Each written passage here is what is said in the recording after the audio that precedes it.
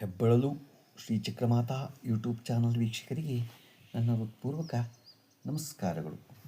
ಸುಭಾಷಿತ: ವೇದವನ್ನು ಓದಿದರೆ ದೊಡ್ಡವರಾಗುವುದಿಲ್ಲ. ಅಂದರೆ ಓದಬೇಕು, ಆದರೆ ಅದರಿಂದ ದೊಡ್ಡವರಾಗಲ್ಲ. ಏನು ಮಾಡಿದ್ರೆ ದೊಡ್ಡವರಾಗ್ತಾರೆ? ಜನರ ವೇದನೆಗಳಿಗೆ ಸ್ಪಂದಿಸಿ ಸಹಾಯ ಮಾಡಿದರೆ ಮಾತ್ರ ದೊಡ್ಡವರಾಗಲು ಸಾಧ್ಯ. ವೇದ ಮಾತ್ರ ಓದ್ಬಿಟ್ರೆ ನಾನು ದೊಡ್ಡವನು ಅಂತ ಅನ್ಕೋಬಾರ್ದು. ಜನರಿಗೆ ಸ್ಪಂದನೆ ಮಾಡಬೇಕು. ಹಾಗೆ ಮಾಡಿ ಸಹಾಯ ಮಾಡಿದ್ರೆ ಅವರು ದೊಡ್ಡ ತೋರಿಸ್ಕೋಬೋದು. ಇವತ್ತು ನಾವು ದಿನಪಂಚಾಂಗಕ್ಕಿಂತ ಮುಂಚೆ ಭಗವಂತನ ಸೇವಾ ಸಂದರ್ಭಗಳಲ್ಲಿ ನಾವು ಮಾಡೋ ಅಪರಾಧ ಏನೇನು ಮಾಡ್ತಿದ್ದೀವಿ, ಏನು ಮಾಡಬಾರ್ದು ಅನ್ನೋದನ್ನು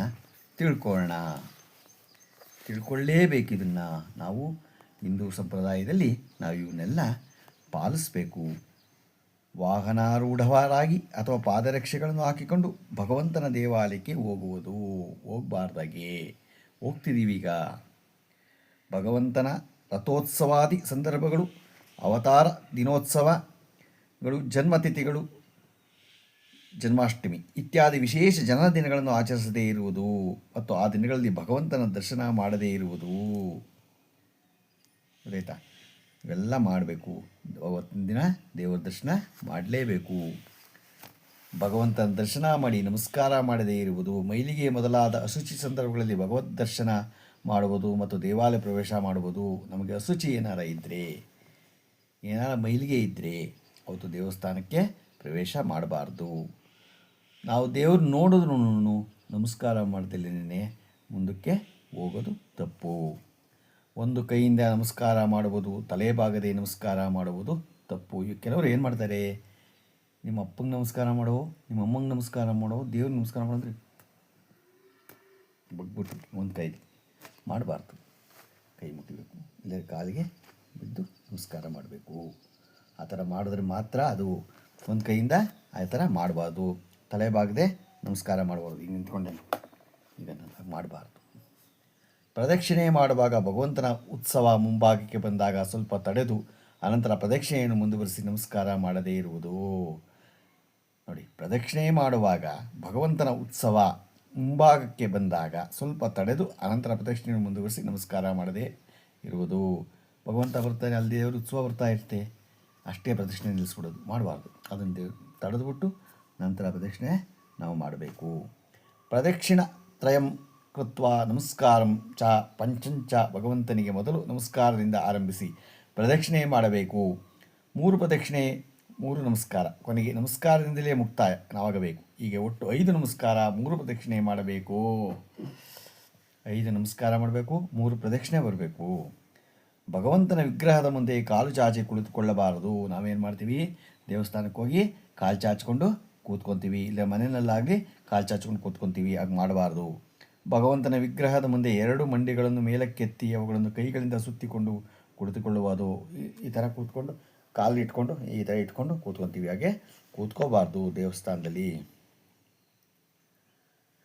ಭಗವಂತನ ಶ್ರೀ ಮೂರ್ತಿಯ ಮುಂದೆ ನಿದ್ರೆ ಮಾಡೋದು ಕೂತ್ಕೊಂಡು ತೂಗಿಸ್ತಾ ಇರೋದು.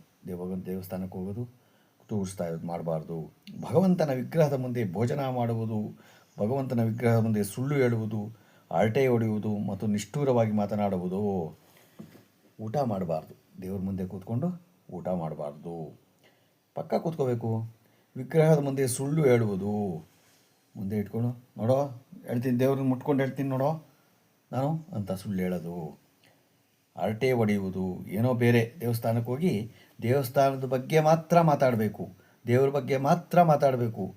ಅದು ಬಿಟ್ಬಿಟ್ಟು ಬೇರೆ ಬೇರೆ ಏನೇನೋ ವಿಷಯಗಳನ್ನ ಹರಟೆ ಹೊಡಿತಿರೋದು. ಹಾಗೆ ಮಾಡಬಾರ್ದು. ಭಗವಂತನ ಮುಂದೆ ಕೂಗಿಕೊಳ್ಳುವುದು, ಜಗಳವಾಡುವುದು, ಏನೇನೋ ಕೂಗ್ತಾ ಇರೋದು, ಜಗಳ ಆಡ್ತಾ ಇರೋದು ಬೇರೆ ವಿಷಯಕ್ಕೆ ಮಾಡಬಾರ್ದು. ದೈಹಿಕ ಹಿಂಸೆಯನ್ನಾಗಲಿ ಮಾನಸಿಕ ಹಿಂಸೆಯನ್ನಾಗಲಿ ಉಂಟು ಮಾಡುವುದು, ಬೇರೆಯವರಿಗೆ ಹೊಡೆಯೋದಾಗಲಿ ಬೈಯೋದಾಗಲಿ ದೇವ್ರ ಮುಂದೆ ಮಾಡಬಾರ್ದು. ಭಗವಂತನ ಶ್ರೀಮೂರ್ತಿಯ ಮುಂದೆ ಯಾರಿಗಾದರೂ ಸ್ವಯಂ ಅನುಗ್ರಹ ಮಾಡುವುದು, ನಾವು ಆಶೀರ್ವಾದ ಮಾಡೋದು ಅಲ್ಲದೆ ಕೂತ್ಕೊಂಡು ಇವಾಗ ಪುರೋಹಿತರಾಗಲಿ ಇವ್ರಿಗಾಗಲಿ ಅಲ್ಲಿ ನಮಸ್ಕಾರ ಮಾಡಬಾರ್ದು. ಪಕ್ಕ ಕರ್ಕೊಂಬಂದು ಮಾಡಬೇಕೇ ಹೊರತು ದೇವ್ರ ಮುಂದೆ ನಾವು ಮಾಡಬಾರ್ದು. ಆಶೀರ್ವಾದ ನಮಸ್ಕಾರ ಮಾಡಿಬಿಟ್ಟು ಆಶೀರ್ವಾದ ತೊಗೋಬಾರ್ದು. ಭಗವಂತನ ಮುಂದೆ ಕಂಬಳಿಯಿಂದ ಹಿಡಿ ದೇಹವನ್ನು ಒದೆದು ಕುಳಿತುಕೊಳ್ಳುವುದು. ಬೆಡ್ಶೀಟ್ ಆಗಲಿ ಕಂಬಳಿ ಆಗಲಿ ಒದ್ಕೊಂಡು ನಾವು ಅಲ್ಲಿ ದೇವ್ರ ಮುಂದೆ ಕೂತ್ಕೋಬಾರ್ದು. ಭಗವಂತನ ಮುಂದೆ ಇತರರನ್ನು ನಿಂದಿಸುವುದು, ಸ್ತುತಿಸುವುದು ಹಾಗೂ ಅಶ್ಲೀಲವಾಗಿ ಮಾತನಾಡುವುದು ಮಾಡಬಾರ್ದು. ಭಗವಂತನ ವಿಗ್ರಹದ ಮುಂದೆ ಅಪಾನವಾಯು ಬಿಡುವುದು. ನಮಗೆ ಏನೋ ಹೊಟ್ಟೆ ಕೆಟ್ಟೋಗಿರುತ್ತೆ, ಅಲ್ಲಿ ಹೋಗಿ ಆಚೆ ಹೋಗ್ಬಿಡ್ಬೇಕು ನಾವು. ಅಲ್ಲಿ ದೇವ್ರ ಮುಂದೆ ಮಾಡಬಾರ್ದು, ಅಪಾನವಾಯು ಬಿಡಬಾರ್ದು. ಮುಖ್ಯವಾದ ಉಪಚಾರಗಳನ್ನು ಮಾಡುವ ಶಕ್ತಿ ಇದ್ದರೂ ಗೌಣವಾದ ಉಪಚಾರವನ್ನು ದೇವರಿಗೆ ಮಾಡುವುದು. ಶಕ್ತಿ ಇರುತ್ತೆ, ನಾವು ಮಾಡೋ ಶಕ್ತಿ ಇರುತ್ತೆ, ಆದರೆ ಏನೋ ಬೇರೆ ಬೇರೆ ಮಾಡೋದು. ಗೊತ್ತಾಯ್ತಾ? ಜಾಸ್ತಿ ಮಾಡಬೇಕು ಅನ್ನೋ ಶಕ್ತಿ ಇದ್ರೂ ನಾವು ಅದನ್ನು ಮಾಡಬೇಕು. ಶ್ರೀ ಭಗವಂತನಿಗೆ ನಿವೇದನೆ ಮಾಡದೇ ಇರುವ ಪದಾರ್ಥವನ್ನು ಸೇವಿಸುವುದು. ಭಗವಂತನಿಗೆ ನಿವೇದನೆ ಮಾಡಲ್ಲ, ಅದನ್ನು ನಾವು ಸೇವನೆ ಮಾಡೋದು.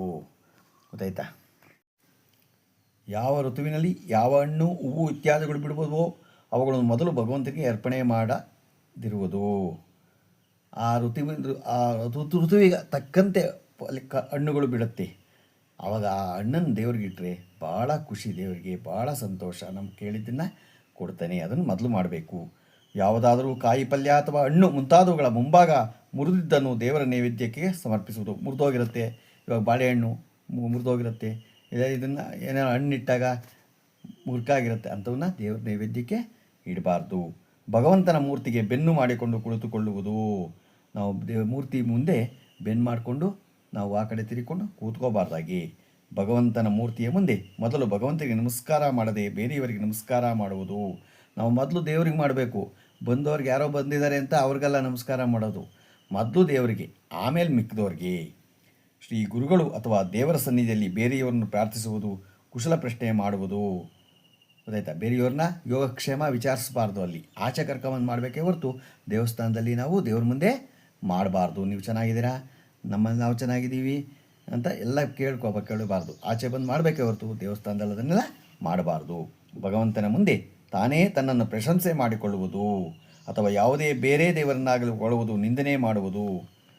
ನಾನು ಹೀಗೆ, ನಾನು ಹಾಗೆ, ನಾನಿದ್ದರೆ ಇವೆಲ್ಲ ನನ್ನಿಂದ, ಇವೆಲ್ಲ ನಾವು ಪ್ರಶಂಸೆ ಮಾಡ್ಕೋಬಾರ್ದು ನಮ್ಮನ್ನು. ಆಮೇಲೆ ಯಾವುದೇ ಬೇರೆ ದೇವರನ್ನ ಹೊಗಳಬಾರ್ದು.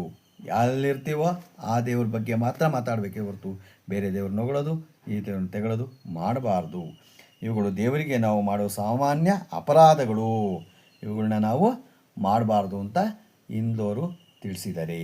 ಇವತ್ತು ನಾವು ಕೆಲವು ನಾವು ಮಾಡ್ತಾರೆ ಅಪರಾಧಗಳ ಬಗ್ಗೆ ತಿಳ್ಕೊಂಡು ಈಗ ದಿನಪಂಚಾಂಗವನ್ನು ತಿಳ್ಕೊಳ್ಳೋಣ.